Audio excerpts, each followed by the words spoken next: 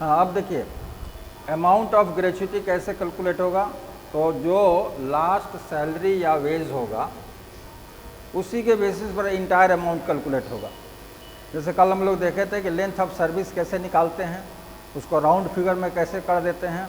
अब मानिए कि 1989 में वह 1/8/1989 को ज्वाइन किया और आज हट रहा है, आज 26/5/2022 को हट रहा है, टर्मिनेट हो रहा है। तो जो भी पेमेंट होगा ये लास्ट मंथली वेजेस पर, लास्ट मंथली वेज पर ये पेमेंट होगा। तो यहाँ ये कहेंगे कि the amount of gratuity shall be calculated on the basis of last monthly wages, यानी उपादान की राशि की गणना अंतिम मासिक मजदूरी के आधार पर की जाएगी। अब इसमें अगला प्रावधान है कि जैसे सीजनल इंडस्ट्री है तो एक वर्ष सेवा के लिए 7 दिन का मजदूरी देते हैं। पेरेनियल 12मासी में एक वर्ष सेवा के लिए हम 15 दिन के देते हैं और मौसमी में एक वर्ष सेवा के लिए हम लोग 7 दिन की मजदूरी देते हैं। Every completed year of service के लिए 7 डेज या 15 डेज का। तो मानिए कि 25 ईयर सर्विस किया और वो पेरेनियल में है तो 7 से मल्टीप्लाई करेंगे, 175 दिन का वेज देना होगा। अगर वो 24 साल काम किया है तो 7 से 168 डेज का वेज देना है। तो जब तक एक दिन का वेज नहीं निकालेंगे तब तक हम 168 या 175 डेज का नहीं निकाल सकते हैं या 45 डेज का नहीं निकालेंगे। तो अब एक दिन का वेज कैसे निकालेंगे, ये फार्मूला। तो यहाँ 2 तरह के वर्कर हैं, एक को कहते हैं मंथली वेजेस। जो मंथली वेजेस हैं यानी कि उनका वेज पर मंथ फिक्स है। तो मंथली वेजेस के लिए एक दिन का वेज निकालेंगे, last monthly veg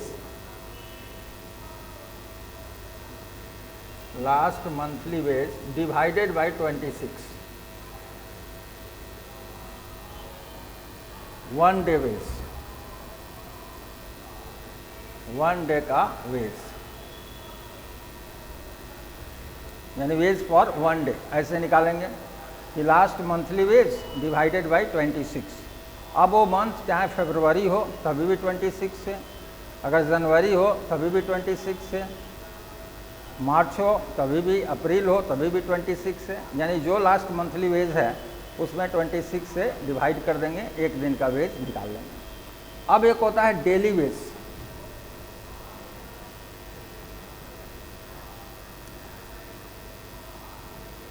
daily veg, तो डेली वेज कहा पर डे, जितना काम पर डे जो है उसका टोटल नंबर ऑफ डेज जोड़ते हैं और एक दिन का जो मजदूरी होता है उससे मल्टीप्लाई कर देते हैं। बहुत ऐसे वर्कर हैं जो पीस रेटेड होते हैं, यानी जितना पीस बनाएंगे उतना उनकी मजदूरी बनेगी। जैसे मानिए 2 रुपया पीस बना रहे हैं तो अगर 300 पीस बना दिए 600 मजदूरी हो गया, 310 बना दिए 620 मजदूरी हो गया। तो इस तरह से वो डेली वेज है।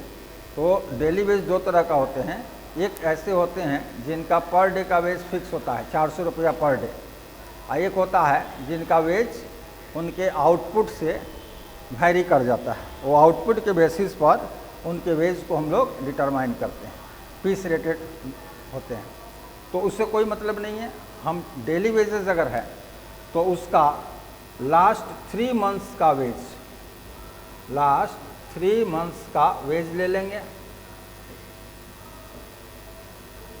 और divided by actual number of working day, actual number of working day.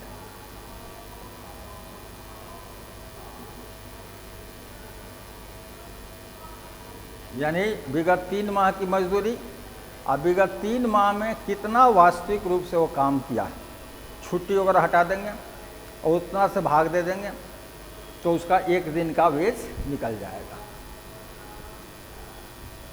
1 day का वेज निकल जाएगा।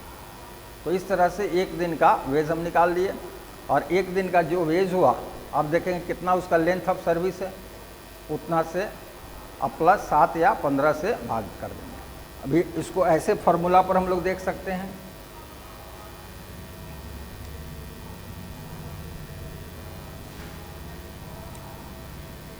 कि अमाउंट ऑफ ग्रेच्युटी क्या होगा, इस फॉर्मूला से हम लोग देख लेंगे। अमाउंट ऑफ ग्रेच्युटी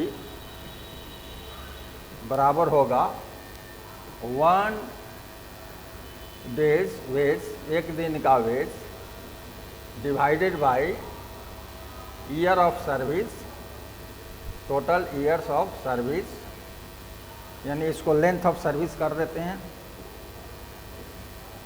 कितना उसका लेंथ है सर्विस का, लेंथ ऑफ सर्विस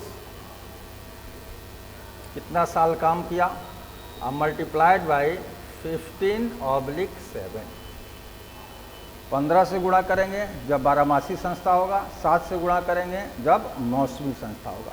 तो यही अमाउंट ऑफ ग्रेच्युटी हो जाएगा। एक दिन का वेज गुणा करेंगे कितना साल काम किया, लेंथ ऑफ सर्विस, ये 15 या 7, पेरेनियल होगा 15, सीजनल होगा 7, ये गुणा कर देंगे, ये आ जाएगा। अब कहता है सीलिंग की बात कि if calculated amount of gratuity exceeds to 20 lakh, यानी कि गणना करने पर उपादान की राशि 20 लाख से अधिक आता हो तो 20 लाख का पेमेंट होगा, यानी मैक्सिमम पेमेंट होगा 20 लाख का।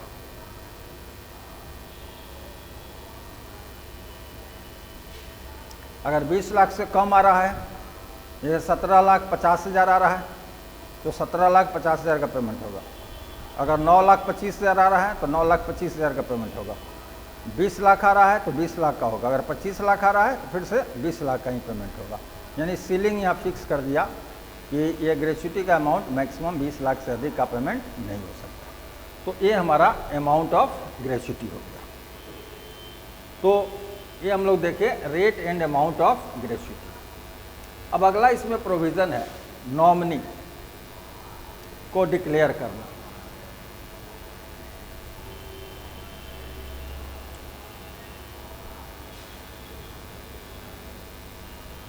Declaration of nominee.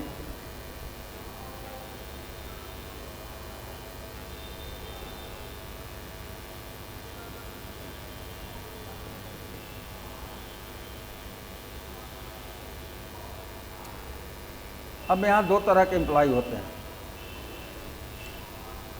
जिस दिन वो ज्वाइन कर रहे हैं उस दिन या तो मैरिड होंगे या अनमैरिड होंगे, विवाहित हैं या अविवाहित हैं। विवाहित जो है वो फैमिली मेंबर्स को ही नॉमिनी डिक्लेयर करेंगे।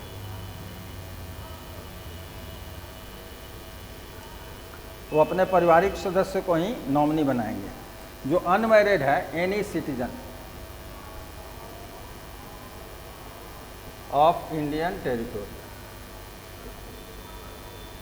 भारतीय गणराज्य के किसी भी नागरिक को अपना नॉमिनी बना सकते हैं। अब है कि फैमिली मेंबर का क्या कंसेप्ट है।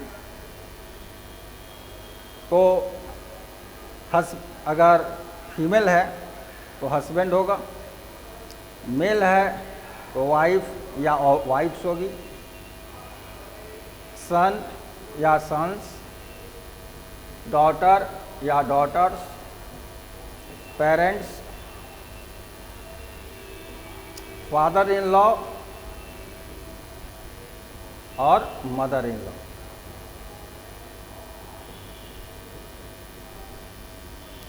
यही उसके फैमिली मेंबर्स माने जाएंगे। अब कैसे नॉमिनी डिक्लेयर करना है, क्या इसमें कानून प्रावधान कहता है? कानून कहता है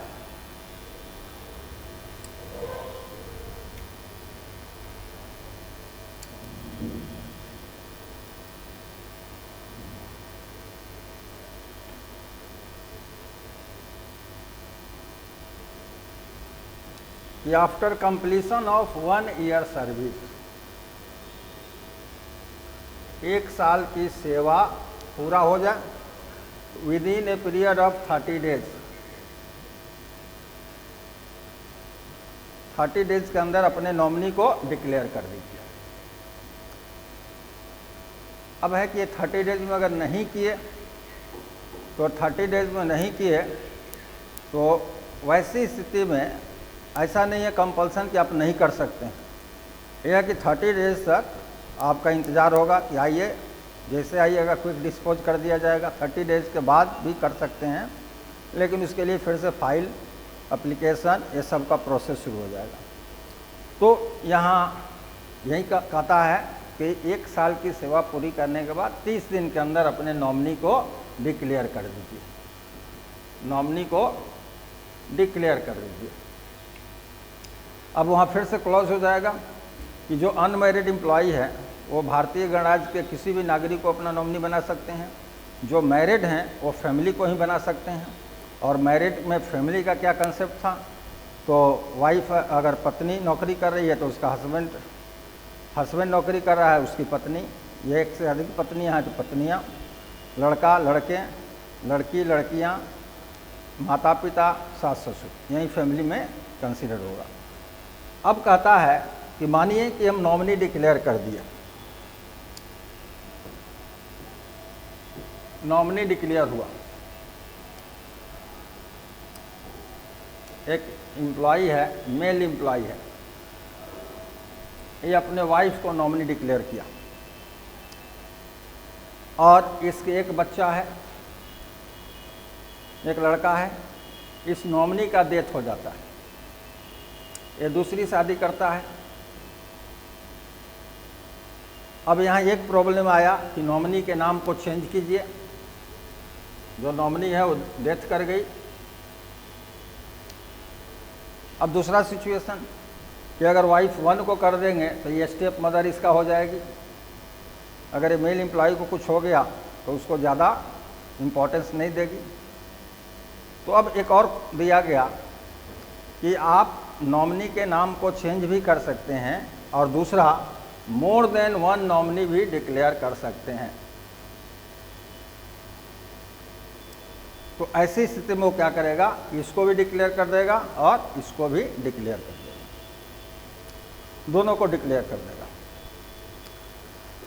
तो ये हमारा नॉमिनेशन का कंसेप्ट है कि हम कैसे नॉमिनी को डिक्लेयर करेंगे। तो 1 साल सेवा करने के बाद 30 दिन के अंदर नॉमिनी डिक्लेयर कीजिए। जो आपका मैरिड है वो अपने फैमिली मेम्बर से बनाएंगे नॉमिनी, अनमैरिड है किसी को भी बना देगा। और ये नॉमिनी के नाम को चेंज भी किया जा सकता है या एक से अधिक नॉमिनी की डिक्लेरेशन घोषणा भी की जा सकती है।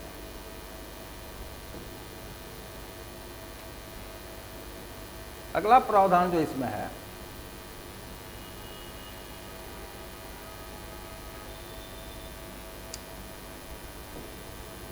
वह है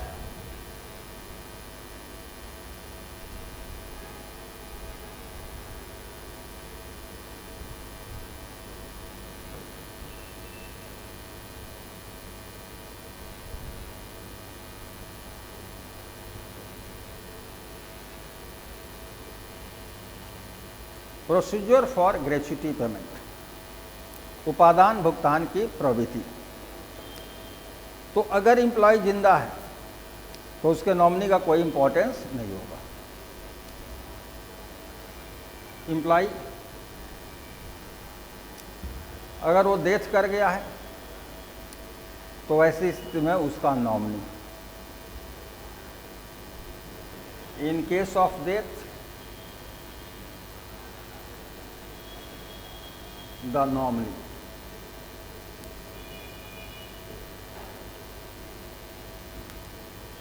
ये सबमिट करेंगे।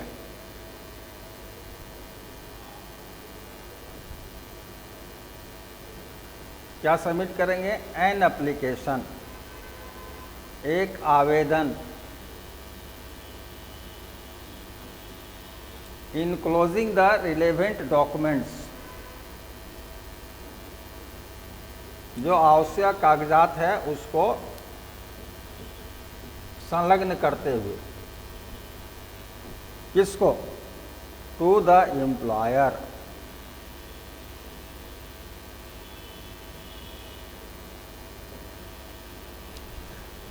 यानी कि अगर कर्मचारी जिंदा है तो वह खुद, अगर उसकी डेथ हो गई तो उसका नॉमिनी। एक और सिचुएशन आता है जिसमें है कि मानिए कि वो नॉमिनी के नाम को डिक्लेयर ही नहीं किया, ब्लैंक हो गया, तो ऐसी स्थिति में सक्सेसर, उत्तराधिकारी का कंसेप्ट होता है, हायर या सक्सेसर। ये एसडीओ जो है वो डिक्लेयर करते हैं। एक से अधिक भी हो सकते हैं, एक भी हो सकता है। कभी कभी ऐसा भी होता है कि वो आदमी गुस्सा में एक ही नॉमिनी बनाया, दूसरे को छोड़ दिया या किसी कारण से, और मैटर जो है नॉमिनी का नाम डिस्प्यूटेड हो गया, कोर्ट में मैटर चला गया, तो वहाँ भी अब कोर्ट का जुरिडिक्शन हो जाता है कि नॉमिनी को डिक्लेयर कराए, समझे। और वहाँ भी एक से अधिक नॉमिनी हो सकता है, तो वो नॉमिनी सक्सेसर के रूप में होगा। तो ये सक्सेसर हो सकते हैं। तो यहाँ नॉमिनी का नाम है, कोई प्रॉब्लम नहीं है, तो नॉमिनी एज इट इज रहेगा। डेथ हुआ और नॉमिनी के बीच में डिस्प्यूट हो गया तो वहाँ सक्सेसर काम करेगा। तो जो भी हो स्थिति, ये एम्प्लॉयर को सबमिट करेंगे एप्लीकेशन। अब एम्प्लॉयर जो है एप्लीकेशन जैसे मिल गया, ये टोटल एप्लीकेशन परफेक्ट होना चाहिए। अगर कोई क्वेरीज है या डॉक्यूमेंट्स नहीं है तो यहाँ इन्फॉर्मेशन आएगा। अगर सारा फुल फ्लेज्ड है, कोई क्वेरी नहीं है, तो वैसे स्थिति में employer with in a period of 30 days, 30 दिनों में पेमेंट कर देगा।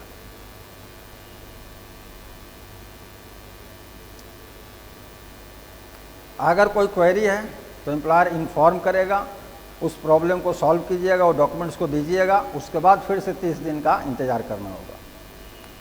तो ये कंसेप्ट है कि ये सबमिट कीजिए, 30 दिन के अंदर एम्प्लॉयर आपको पेमेंट कर देगा।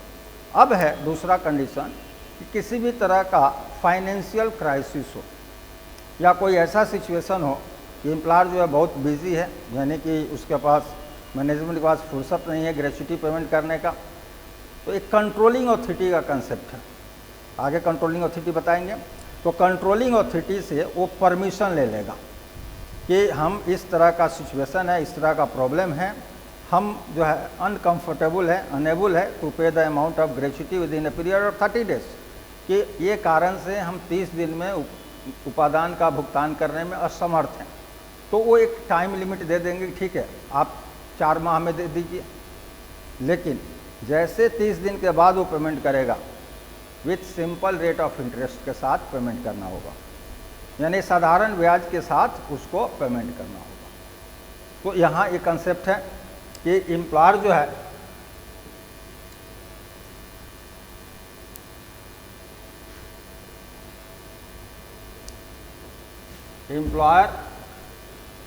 परमिशन लेकर के, और किसका परमिशन लेकर के? कंट्रोलिंग अथॉरिटी,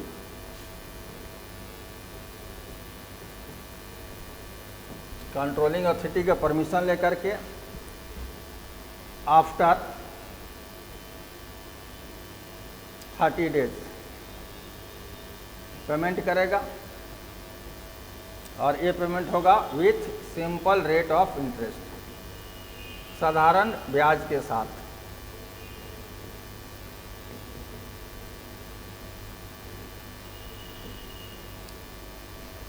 एक और थर्ड कंडीशन है कि एम्प्लॉयर पेमेंट ही नहीं कर रहा है, न टाइम एक्सटेंशन लिया न पेमेंट किया, तो उसके लिए आगे प्रावधान आएगा, उसकी रिकवरी कराई जाएगी। अगला है कंट्रोलिंग अथॉरिटी।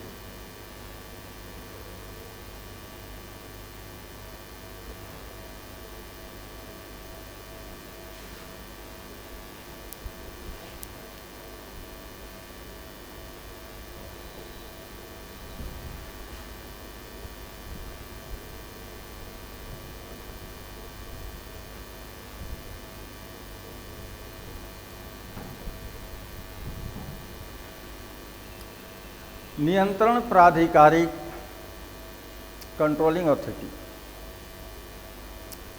अब है कि ये नियंत्रण प्राधिकारी की अपॉइंटमेंट करेगी एप्रोप्रिएट गवर्नमेंट, ये अपॉइंटेड बाय एप्रोप्रिएट गवर्नमेंट होंगे।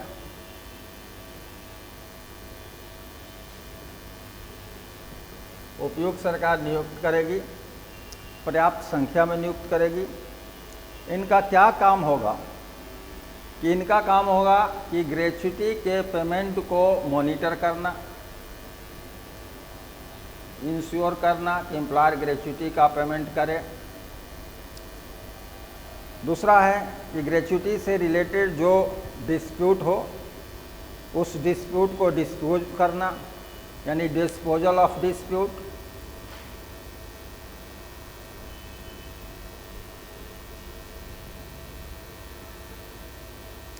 On the matter of gratuity, अगर कोई एम्प्लॉय मर गया और उसके नॉमिनी या सक्सेसर एक से ज़्यादा हों तो उनके बीच में डिस्ट्रीब्यूट करना, यानी in case of death of the employee distribute करना, अमाउंट ऑफ ग्रेच्युटी को डिस्ट्रीब्यूट करना, distribution of amount of gratuity.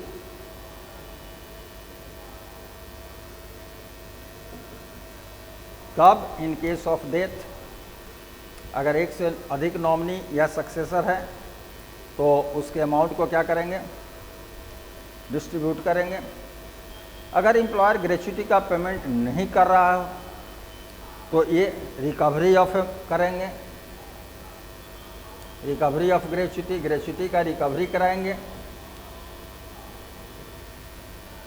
ये सब इनका काम दिया गया है। यही सिमिलर काम एम्प्लॉइज कंपनसेशन कमिश्नर के केस में भी देखिएगा। कर्मचारी क्षतिपूर्ति आयुक्त का भी यही सिमिलर फंक्शन देखिएगा।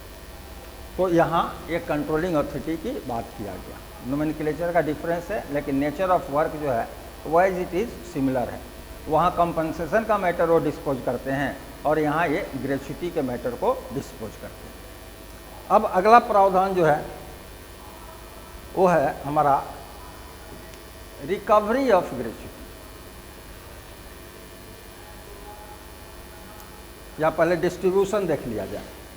यहाँ डिस्ट्रीब्यूशन, तब रिकवरी कराया जाए।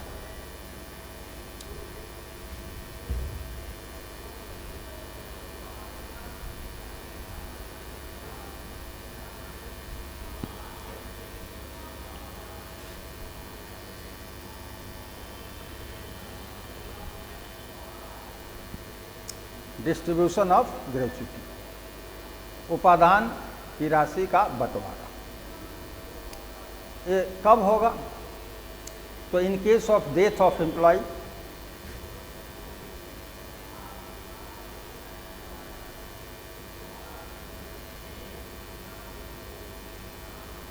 एम्प्लॉय की अगर मृत्यु हो जाती है तो जो अमाउंट है वह डिस्ट्रीब्यूट होगा किस में? अमॉन्ग नॉमिनी और सक्सेसर। कब? If more than one nominee या सक्सेसर, एक से अधिक नॉमिनी या उत्तराधिकारी हो तभी डिस्ट्रीब्यूट होगा। अगर सिंगल है तो कोई डिस्ट्रीब्यूट नहीं होगा, टोटल अमाउंट उसको पे हो जाएगा। लेकिन अगर एक से ज़्यादा नॉमिनी है, if there is more than one nominee और सक्सेसर, तो क्या करेंगे? ये कंट्रोलिंग अथॉरिटी इक्वली डिस्ट्रीब्यूट कर देंगे, इक्वली डिस्ट्रीब्यूट करेंगे the amount of gratuity among all nominee और सक्सेसर।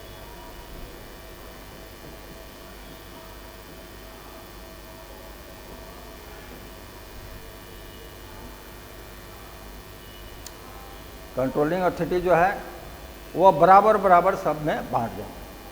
अब यहाँ एक प्रॉब्लम आएगा कि ये जो पेमेंट करते हैं वह कैश नहीं करेंगे, या तो आरटीजीएस, नेफ्ट या चेक या ड्राफ्ट, इसके थ्रू करेंगे। अब कोई नॉमिनी ऐसा जो है जो माइनर है,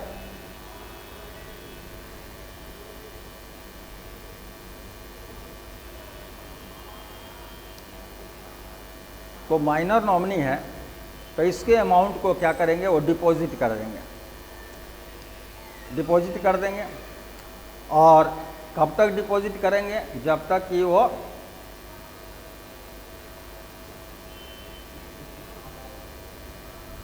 मेजर नहीं हो जाता, यानी एडल्ट नहीं हो जाता, 18 ईयर्स कंप्लीट नहीं कर लेता, तब तक उसके अमाउंट को वो क्या करेंगे, डिपॉजिट कर देंगे। अब है कि दूसरा जो नॉमिनी है या सक्सेसर है, वो कहे कि उसका अमाउंट जो है विथ इंटरेस्ट बढ़ेगा, हम उसके लाइवलीहुड का एक्सपेंस देंगे, हम नहीं देंगे। तो एज पर नेसेसिटी जो है, ये किसी पर्सन को, यानी कि जो इसके मेंबर्स हैं या अदर जो नॉमिनीज़ हैं, वह किसी भी व्यक्ति को पार्शियल विड्रॉल का वो परमिशन दे देंगे।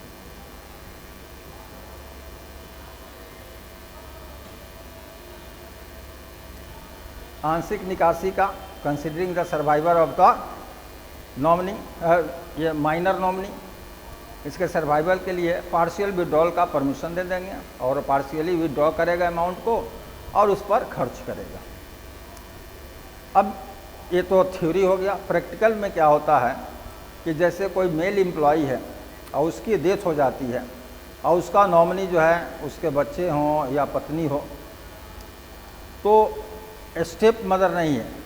अगर उसकी एक ही पत्नी है और उसके 2 बच्चे हैं और तीनों का नाम नॉमिनी में है और दोनों बच्चे माइनर हैं, तो यहाँ ज़्यादातर कंट्रोलिंग अथॉरिटी क्या करते हैं कि वो जानते हैं कि ये महिला जो है वो जो भी पैसा लेगी, बच्चा वाला भी पैसा अगर ले लेती है तो उसी बच्चा के परवरिश पर खर्च करेगी। तो वहाँ ये दोनों के पेमेंट को हेल्ड अप नहीं करते हैं, उसी मदर को जो है टोटल पेमेंट दे देते हैं। वो हेल्ड अप नहीं करते हैं, टोटल पेमेंट उसको दे देते हैं। अगर ऐसा है कि वो एडल्ट है बच्चा, जैसे जो मदर है और उसका सन जो है वो एडल्ट है और दोनों का नाम नॉमिनी में है, तो वैसे स्थिति में तो दोनों को इक्वली डिस्ट्रीब्यूट हो जाएगा। तो यहाँ क्या करता है कि प्रैक्टिकल में क्या होता है कि ये सन जो है लिख कर दे देता है, ये टोटल पेमेंट हमारे माँ को कर दिया जाए, तो ऐसी स्थिति में भी मदर टोटल पेमेंट ले लेती है। तो ये प्रैक्टिकल है, जबकि थ्योरी में हम लोगों को यही लिखना होगा।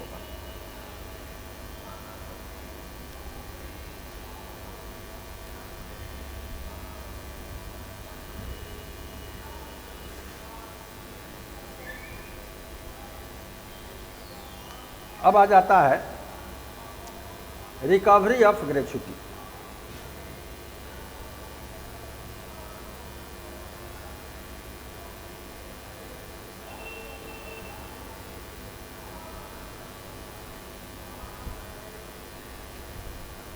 ये रिकवरी का ज़रूरत कब होगा, वसूली की ज़रूरत कब होगा, जब एम्प्लॉयर ग्रेच्युटी के अमाउंट को पे ही नहीं कर रहा है, न वो कंट्रोलिंग अथॉरिटी से परमिशन लेकर के एक्सटेंशन ले रहा है और न पेमेंट कर रहा है। तो वैसी स्थिति में एक कंट्रोलिंग अथॉरिटी यानी एम्प्लॉयर फेल्स टू पे,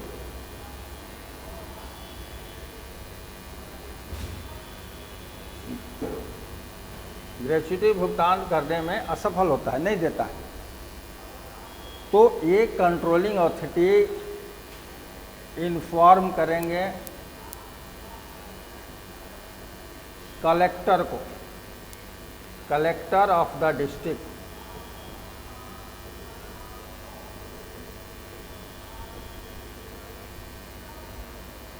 समहर्ता को इन्फॉर्म करेंगे। और ये समहर्ता कलेक्टर क्या करेंगे कि ग्रेच्युटी के अमाउंट को, ग्रेच्युटी के अमाउंट को रिकवर करेंगे एज लैंड रेवेन्यू,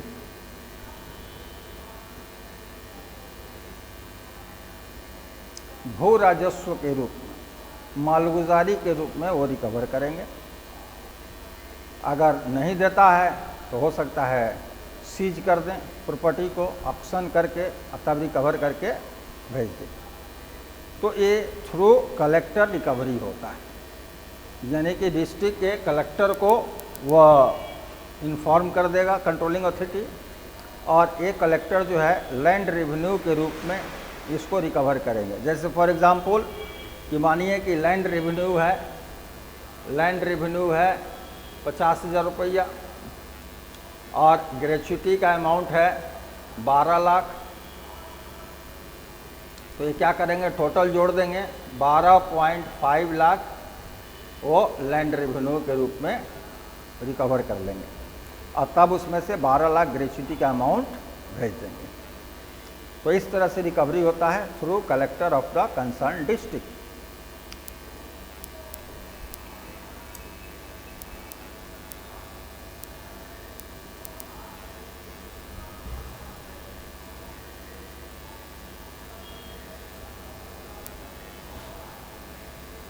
अब है डिस्पोजल ऑफ डिस्प्यूट्स।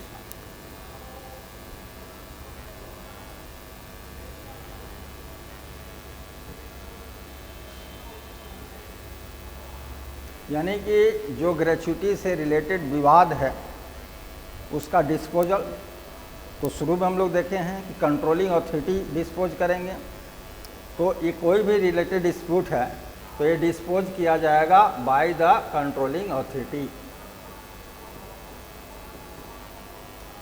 अब है कि कोई भी पार्टी आइदर एम्प्लॉयर और worker is dissatisfied with the decision of controlling authority. तो अगला कंसेप्ट है अपीलेट अथॉरिटी का, अपीलीय प्राधिकारी का प्रावधान है।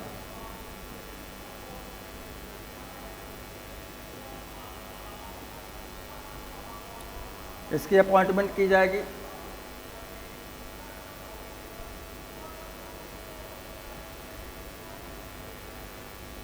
गवर्नमेंट द्वारा अपॉइंट होंगे, और अगर एनी पार्टी यानी कि either employer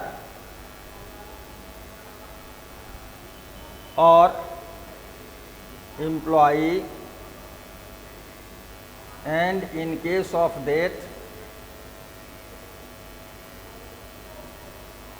the nominee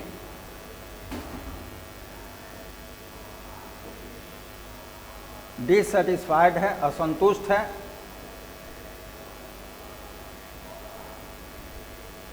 with the decision of controlling authority,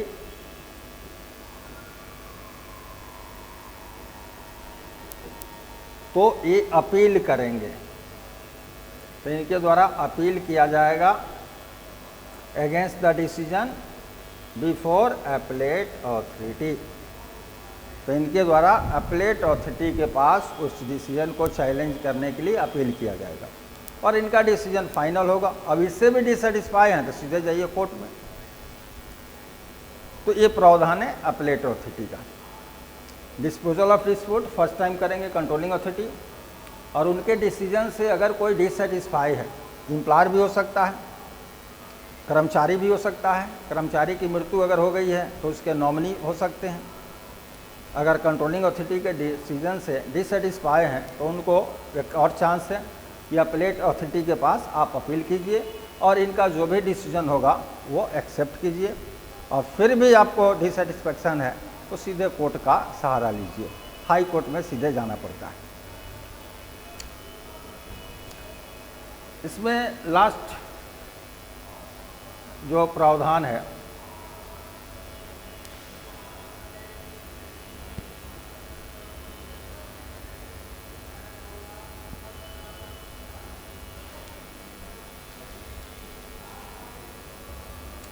वो है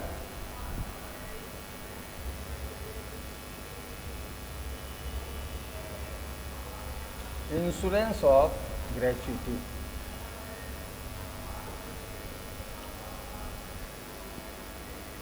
ग्रेच्युटी का बीमा कराना।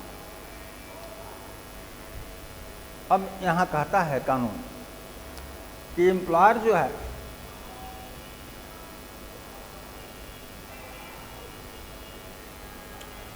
LIC ऑफ इंडिया में इंश्योर कराएगा ग्रेच्युटी को।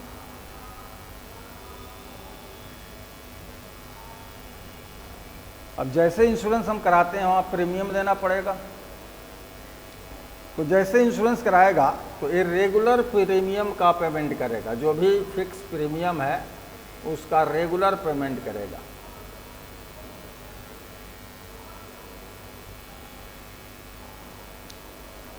एक दूसरा ऑप्शन दिया गया, वो है कि अगर एटलीस्ट 500 पर्सन्स एम्प्लॉयड है, कम से कम 500 व्यक्ति नियोजित हैं आपके ऑर्गेनाइजेशन में, तब एम्प्लॉयर को एक दिया गया ऑप्शन कि आप एप्रोप्रिएट गवर्नमेंट से परमिशन लीजिए, एप्रोप्रिएट गवर्नमेंट से परमिशन ले लीजिए और परमिशन लेकर के आप ग्रेच्युटी फंड कंस्टिट्यूट कर लीजिए, अपने संस्था में ही एक फंड बना लीजिए, ग्रेच्युटी फंड वो आप कंस्टिट्यूट कर लीजिए, गठित कर लीजिए। लेकिन यहाँ भी एक कंपल्सन है कि जब फंड बना लिए तो उसमें पैसा दीजिएगा, तभी उस फंड से ग्रेच्युटी का पेमेंट हो सकता है। तो अगर फंड बना लिए हैं तो इसमें रेगुलर कंट्रीब्यूशन डालते रहिए, अंशदान देते रहिए।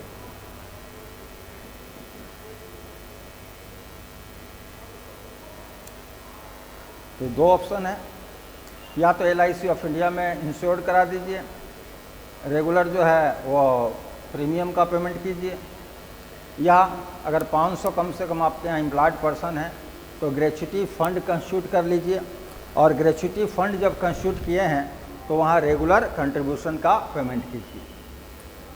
अब यहाँ अगला कंडीशन कहता है कि या तो प्रीमियम या कंट्रीब्यूशन पे करने में फेल होते हैं,